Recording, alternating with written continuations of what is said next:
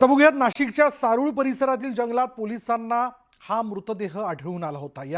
त्या मुलीच्या शरीरावर चाकूचे अनेक वार होते। धक्कादायक बाब म्हणजे ज्या चाकूनं वार केले गेले होते तो चाकू त्या मृतदेहाच्या गळ्यात रुतलेला होता। अत्यंत निर्दयीपणे तिचा खून करण्यात आला होता। पोलिसांनी मृतदेहाचा पंचनामा करून तपास सुरू केला। आरोपी अथर्व देशमुख आणि ती मुलगी बुलढाणा जिल्ह्यातील सिंदखेड राजाची रहिवाशी आहे। अथर्व हा नाशिकमधील कॉलेजात शिक्षण घेत होता, तर ती मुलगी अकोलेतील कॉलेजात शिकत होती। पोलिसांनी आरोपी अथर्वसह त्याचा साथीदार सुमित देशमुख या दोघांना अटक केली। पोलिसांनी अत्यंत वेगाने तपास करून गुन्ह्याचा उलगडा केलाय। दरम्यान या एका किचनमुळे त्या मुलीची ओळख पटली आहे। पोलिसांना घटनास्थळी एक किचन सापडलं होतं। किचनवर एक नाव आढळून आलं होतं आणि त्या नावाच्या आधारे पोलिसांचा तपास राज्यभरातील बेपत्ता मुलींची माहिती घेण्यात आली आणि बुलढाण्यातील एक मुलगी बेपत्ता असल्याचं उघड झालं। नाशिकमधील मृतदेहाची त्यानंतर ओळख पटली।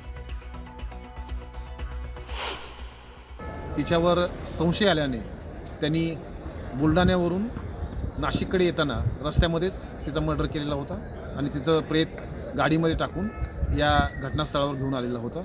त्याला साथ देणारे आणखी काही लोक आहेत, काही व्यक्ती आहेत। त्यापैकी एका व्यक्तीला ताब्यात घेतलेलं आहे। इतर काही साथीदार आहेत का याची माहिती देण्यात येत आहे। सर्व संबंधित जे पुरावे आहेत ते जमा करण्याचं काम सुरू आहे। वाडीवरे पोलीस स्टेशनचे प्रभारी अधिकारी या गुन्ह्याचा अधिक तपास करत आहेत।